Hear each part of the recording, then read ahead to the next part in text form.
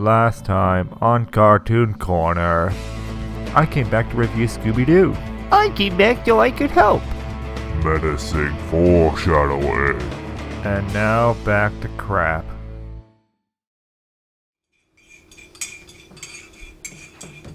So, let me get this straight, Smoulder. Harold came into the bedroom and basically made a little mini firestorm in there, and you came out perfectly fine. Is that right? Yep.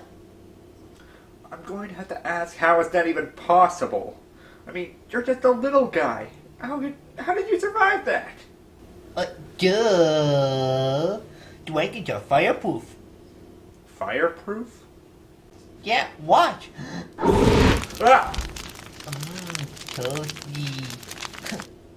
Smoulder, don't do that! You almost gave me a heart attack! Sorry, Whyboy. So, after you came out of the fire completely fine, what happened afterwards?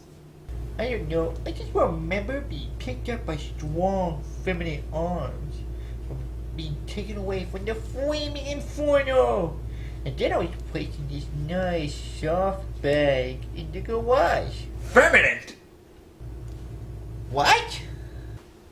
No.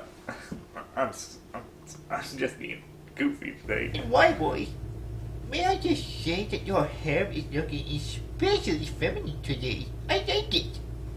Well, I'm glad to see you back, Smoulder, and now the Cartoon Corner game is back to 2. But don't worry, Whyboy, the rest of the CC game will be coming back. Smoulder, you were fireproof. That's the only way that you survived. I don't think any of the others are coming back. But they will. How do you know? They're the CC game. They have to.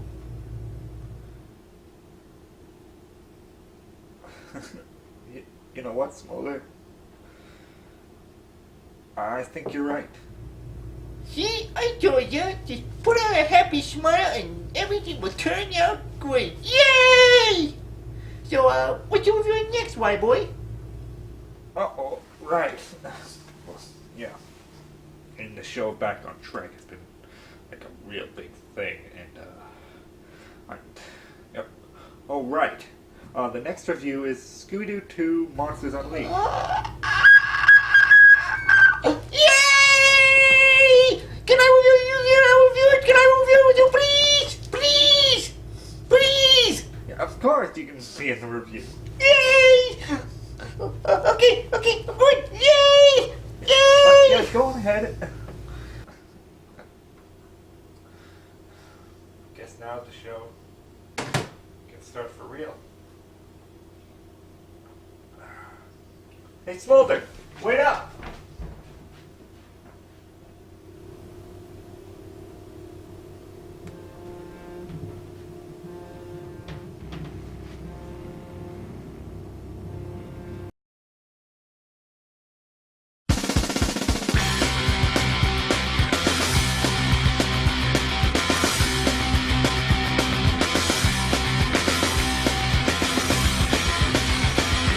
Scooby-Doo, where are you? We got some things to do now. Scooby-Doo, where are you? We need some help from you now. Come on, Scooby-Doo, I see you, pretending you got sliver. But you're not fooling me, cause I can see the way you shake and shiver. You know we got a mystery to solve, so Scooby-Doo, be ready for your act. Don't go back. And Scooby-Doo, if you come through, you're gonna have a Scooby snack. That's a fact. And I would have gotten away with it too if it hadn't been for you snooping kids.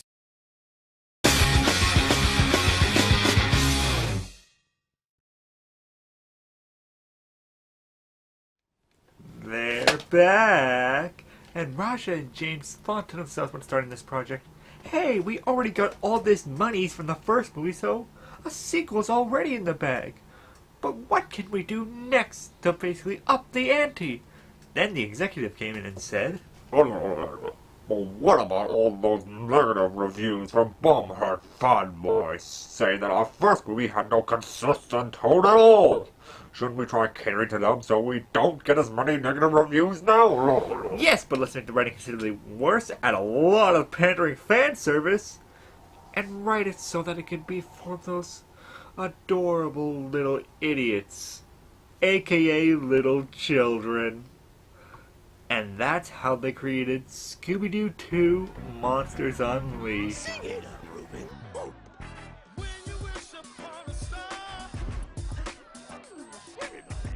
Yeah, this sequel stinks, and I loved the first movie.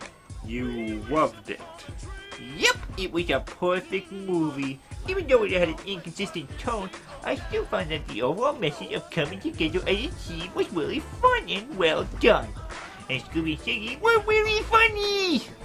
I would slap you if you weren't technically a child, but I can't say I disagree with that. The sequel, on the other hand, I can't be so charitable towards. Often named one of the worst cartoon adaptations, Scooby-Doo 2 Monsters Unleashed is hated by almost every single Scooby-Doo fan out there. But why is that? Well, me and Smoulder are here today to find out. Yes, now it is time to do this ultimate crossover of Scooby-Doo 2 Monsters Unleashed with me, Smoulder, and the awesome Whyboy. But before that, I have to ask, Whyboy, do I have to be in this box? It smells like dust and regret. Well, Smoulder, seeing as how we're reviewing Scooby-Doo 2 Monsters Unleashed, a movie from my childhood that I hated, I decided to be a little bit more metaphorical in this review, so I put you in that box. Do you get it? Oh. No. Well, you will by the time we finish this review. Let's not waste any time. This is Scooby-Doo 2 Monsters Unleashed. Now, this box art is meh. Not really memorable, but the blue kind of sticks out a little bit. The image is just framed in that traditional hero staring at the opposition look, with a huge blank space between them. But, like I said, the coloring style makes it noticeable, so that's something. You mean generic? Exactly. Our story starts in the pup-named Scooby-Doo universe where the town is called Coolsville. And we find our gang at the Coolsville Museum opening, as they are opening up a wing to themselves and all the monsters that they've unmasked. We see the gang basking in popularity and being glomped by fanboys, fangirls, and fandogs. Now remember that douchey attitude that Freddy had to portray Fred Jones in the last movie? Well, James and Raja took all our complaints about that, put it all into a bag, and shoved them right back up our ass, because now the douchey level has been turned to 11. Here you go, girls. I got an ascot for each of you. It's my fault, too. We all know how Shaggy and Scooby can be. That's weird. It sounded like you just said you gave it to Shaggy and Scooby. I need the loop. It's funny because I hate him. And focusing on Velma being the lonely nerd, just yet another movie buddy! This time the curator of the museum, Patrick, played by Seth Green. Usually Seth is naturally funny to me, but to keep up this series' parody of easy to point out crazies, he chews the scenery as if it were a Rice Krispie. Well, I think he's really funny. He puts a lot of energy into his part, and it looks like he's just enjoying acting over the top. Whenever Seth is on screen, he's nothing but 100% crazy! And it's awesome. Suddenly the first monster is unleashed.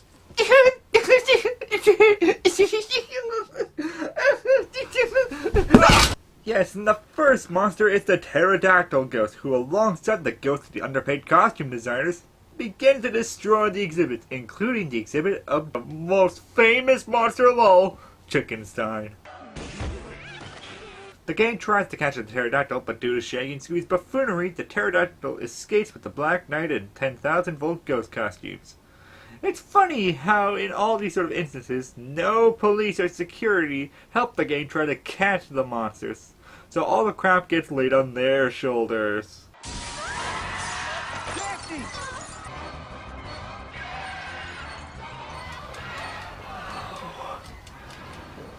I love how it spins. Huh?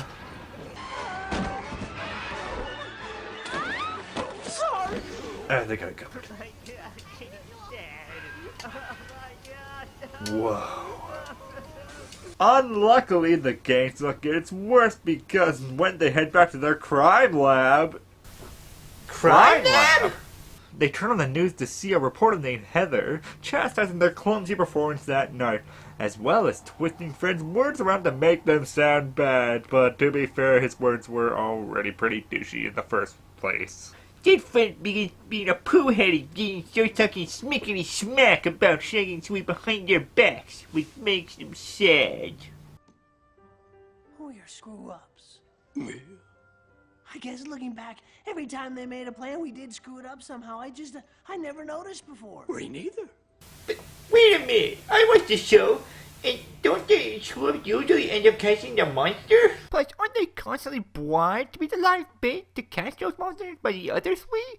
And weren't these two a big part of saving the world last movie? They're goofballs, yes, but how can their best ones just wipe them off like that? That's awful of them. Oh, Smoulder, you silly dragon. This is the sequel! Of course nothing like that would have carried over from the first movie. Why do you think they have a crime lab now? But wait a minute! This is the movie! What about my other points? Distraction! To prove to the gang that they actually can be useful, they decide to act like actual super awesome detectives. And that could only mean one thing. Cross-dressing! Like it's time to solve the mystery. Let's kick this investigation up to an 11. I'm sorry, Daff, but your go-go boots didn't fit me. Well, it isn't the first time that cross-dressing has saved the day for Scooby-Doo. Hello, boys.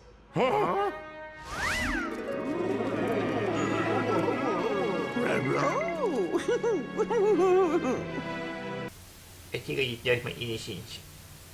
After analyzing one of the pterodactyl skins and discovering it's made out of the MacGuffin gene, the gang begin to go through suspects, starting with the original pterodactyl ghost, Dr. Jonathan Jacobo. Jacobo wreaked havoc in a statewide crime spree. Jacobo stole millions, which he used to finance his failed experiments, trying to create monsters. Ooh, are we watching Spider-Man now? No. But the costume suggested they could know what the Spider-Man villain outfit would.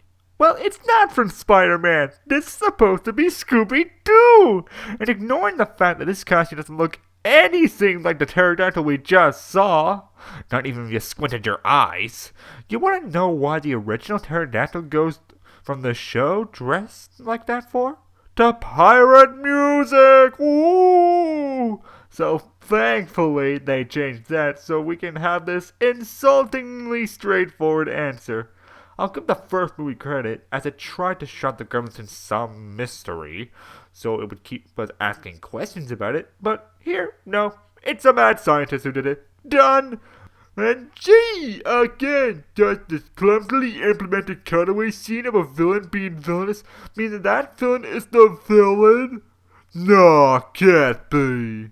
Well, after clearly showing that this is all a dead end, the gang goes to investigate their second suspect, Old Man Winkles, by, of course, breaking in and searching his house for clues. As per usual. But first, balls.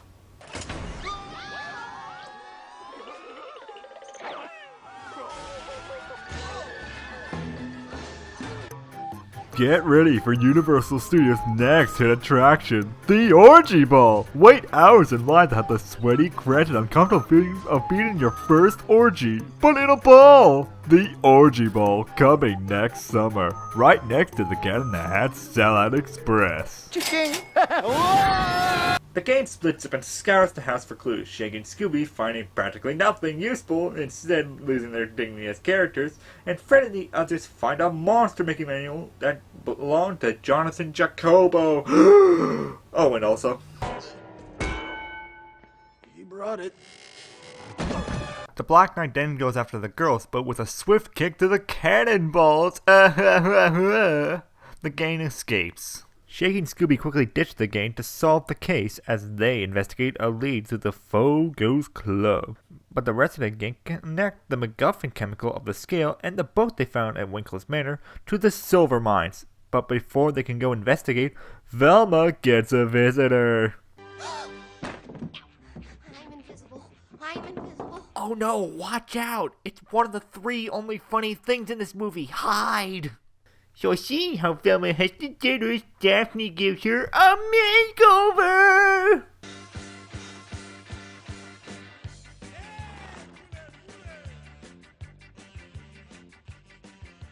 Who's your mommy?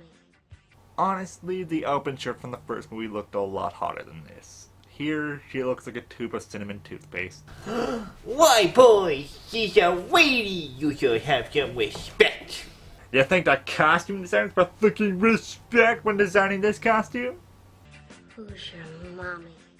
Back with Shaggy and Scooby, they disguise themselves as my 1970s themed nightmare for the next year and find, hey, Peter Boyle, another funny guy.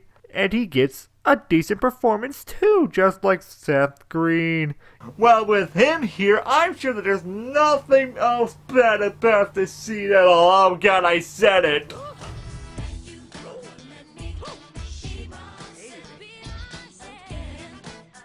Wow, this dance is so...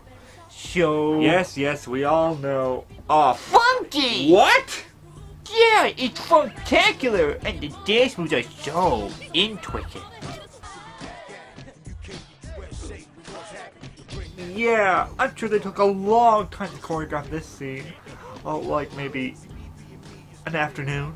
Well, I think it's a catchy dance. Well, it's not. It's two. It's not. It's two is not.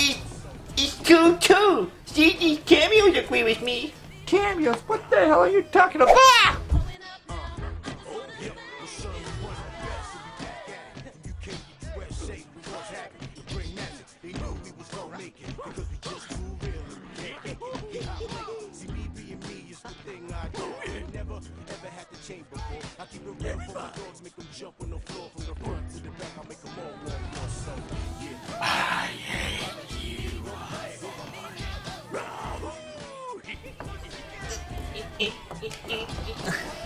It's too great in this box. Ah! Back with the gang, they arrive at the museum. Wait, I thought they were going to the mines. At the museum, they find that the rest of the monster costumes have been stolen. So Seth walks off dramatically, and the gang retreat back to the mystery machine, only to turn on the radio to Fred's interview, which makes Fred seem like a total ass again! But Daphne's like, oh hell no, and confronts the reporting meanie. Who are you kidding? Don't think I don't know your game. What do you do for the gang? Really? Velma's the smart one. Fred's the leader. All you are is a pretty little face. Yeah, Daphne, how could you be so useless, you pathetic cow? Well, to be fair, you did also help the gang get out of that cage, try to help Velma try to be beautiful. Who's your mommy? Stop doing that! And you also kicked that Black Knight's ass. So yeah, completely useless in every way possible. Daphne then accuses the obviously not evil reporter of being the Metal Doc Brown reject, but the Metal Doc Brown reject is there on the roof, so she can't possibly be the culprit. What if she had a partner? Smoulder. That's correct. Moving right along, Shaggy and Scooby follow Peter Boyle, aka Mr. Winkles, to the mines, where they come across the Skeleton Man. They then escape the note by taking a secret elevator downstairs to a secret laboratory. As the others arrive shortly after to find that, surprise, Mr. Winkles isn't the culprit. Shocking. Smoulder, you better stop that. detailing the narrative of the mystery might actually lead to a point in this movie. Let's instead show trailer footage of Shaggy and Scooby drink random potions. I'm okay, Scoob.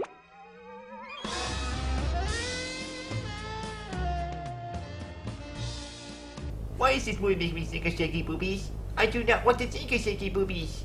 They are gross. Yuck.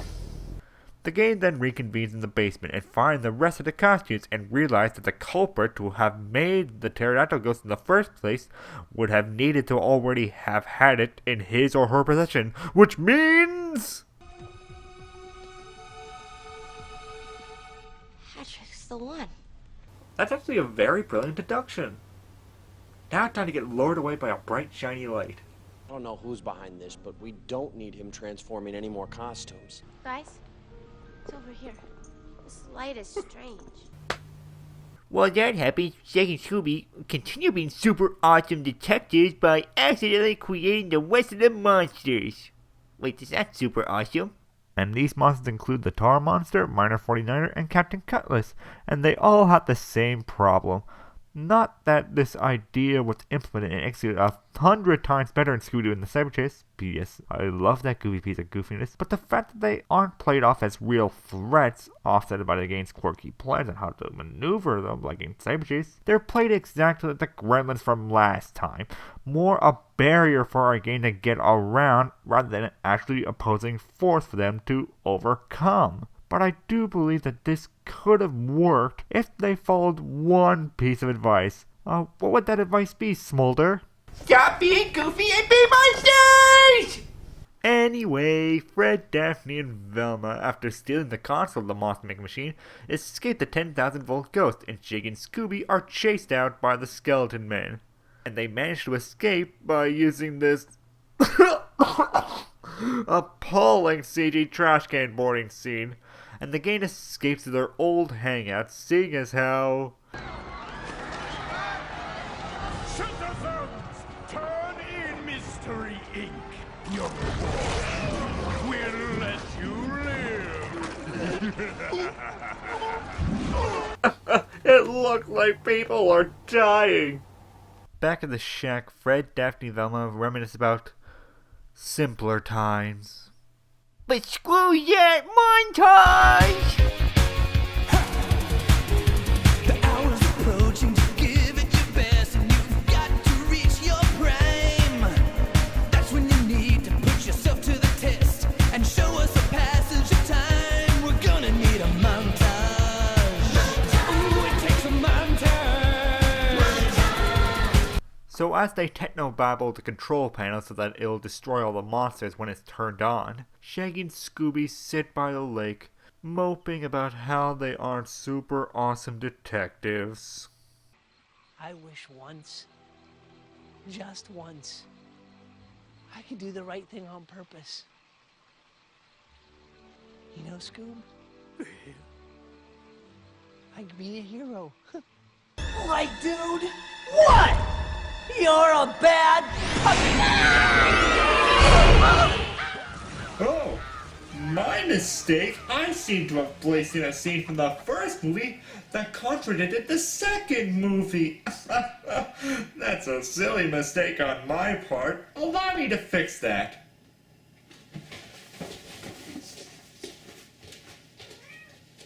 Well, crap happens and Shaggy and Scoob start attracting monsters to them, so they have to race through town quick. And they actually have a really cool chase scene through the city as the pterodactyl tries to kill them. It isn't until they get to the mine where the stupid final showdowns happen.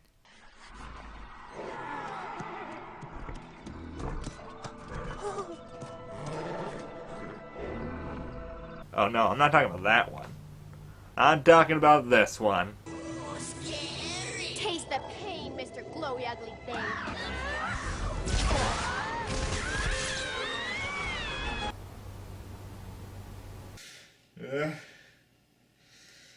Okay, Smoulder, do you really think this is just going to prove my point?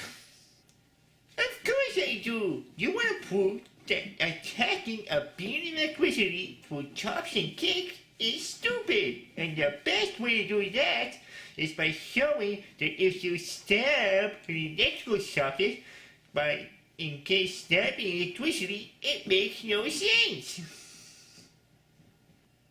Get back in the box! Take this, Daddy-O! It's a real gas!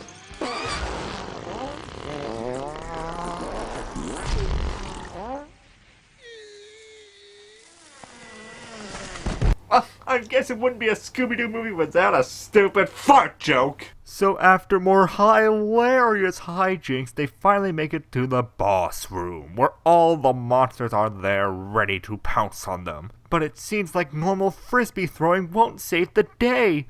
Oh, but what can?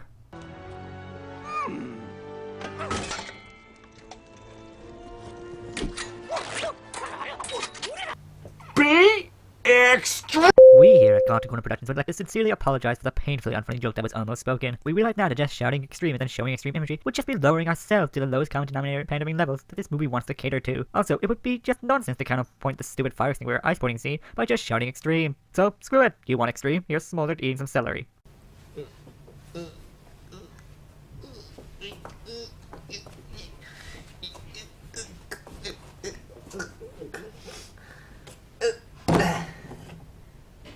I don't have teeth. You can't do this to me! Who do you think you are? Scooby? Dooby? Doo! What the hell? I'm sorry, but that was so over the top and cheesy that it was hilariously awesome! Well, I guess I'd be lying if I said I don't feel the same way sometimes. There are some good moments where the over-the-topness actually makes me have a good emotional response. That doesn't mean I like the movie! No. It means that some portions aren't written like it's complete crap. That's what I'd say, okay? So the judge is safe and the villain is captured, but who twice this villain?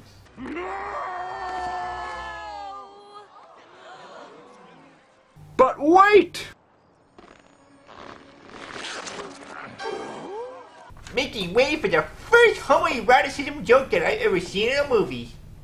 You were a dude this whole time? Of course, Dummkopf. But we cuddled. Okay, this movie's just plain weird. First fella wants to be Seth Green's mommy. Next we got Shaggy boobies. And now we got an old man and his gigolo. This movie is weird. Okay then. Well, let's just go on to the final dance before I get any more questions about how I'm rating Smoulder. Scooby-Dooby-Doo!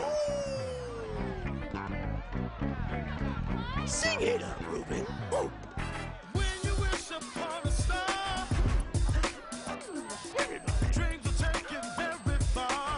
Aw, that wasn't very funky of a dance. Sad. No, it wasn't funky. That first dance wasn't funky. It was irritating, annoying, and pandering to myself as a kid and to myself now. Do you mean the dance or the movie? Yes. Monsters Unleashed just stinks of a corporate cash grab, completely devoid of much creativity beyond let's place all these monsters into the movie and see how it goes. The story structure and pacing feels mechanical and contrived. This sequel isn't a sequel, as it completely disregards everything that the game learned from the last movie to make the contrived character motivations and actions make sense. It even fails at that, as these actions make the game, specifically Fred, come off as unsympathetic and stupid. The movie is just completely stuck in a box, not willing to push the envelope, and content to just wallow in nostalgia. Overly simplistic, pandering to the audience's intelligence, and just all around a movie deserved to be forgotten. I agree, the movie is pretty stupid, but I didn't feel it was pandering towards me personally. For me, the movie was just trying to be overly goofy and just kind of failing at that. So it was overly kids' film for you. I guess, but that's not my main problem. There's just a lot of blaming and moping going on in this movie, making the whole film kind of unfun and giving up this mean vibe towards it, and plus making all the goofiness of the monsters even more stupid. It's not the worst thing I've ever seen, but I definitely never want to see it again. I'm right with you, Smoulder. I'd sooner recommend watching Elf Bowling the movie before this crap. At least that has some animation O'Toole points to back up curiosity. This is just grade A BS. But we're not even close to being done yet. Tune in next time where me and Smoulder handle the third live-action Scooby-Doo movie, Scooby-Doo The Mystery Begins. Is it worse than this movie or is it better? You'll have to find out next time. See ya! Can I have some air holes now?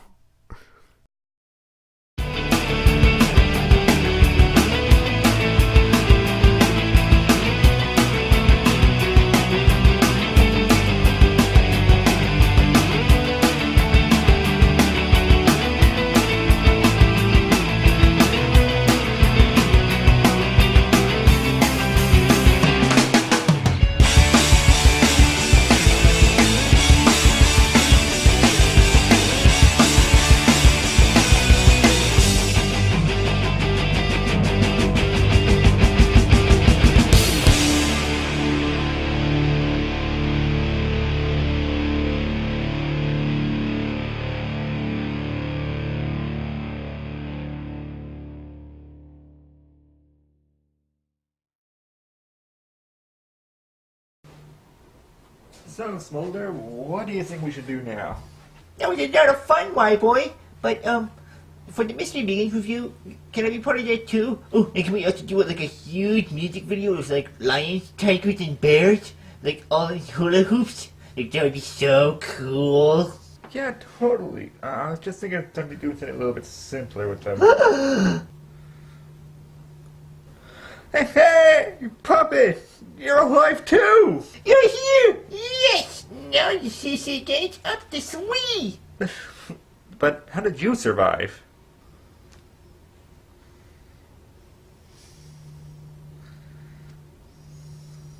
Oh, yeah, that makes sense. But this is so cool that the CC gate's not up to speed and the Mystery Begins review is gonna be super totally awesome!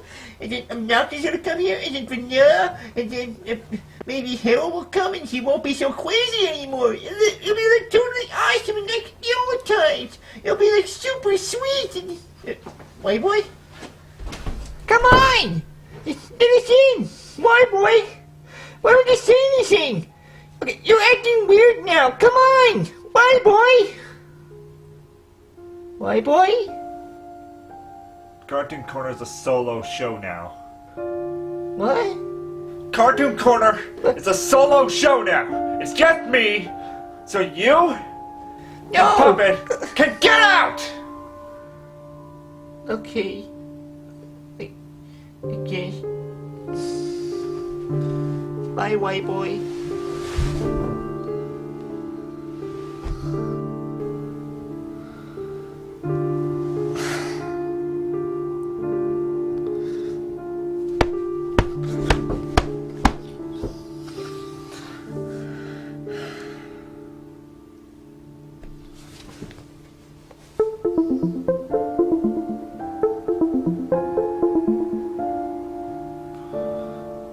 What?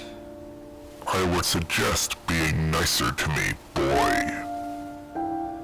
I did what you asked. Oh, I know, and you were such a good boy for doing it. And now it's time to initiate the rest of my plan, unless you want to anger me again. I'm not going to break the deal, okay? You're damn right you're not.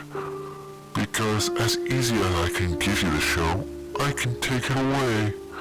Do you want that? Or will you promise that we won't have any more interruptions? I promise. Fuzzy petals.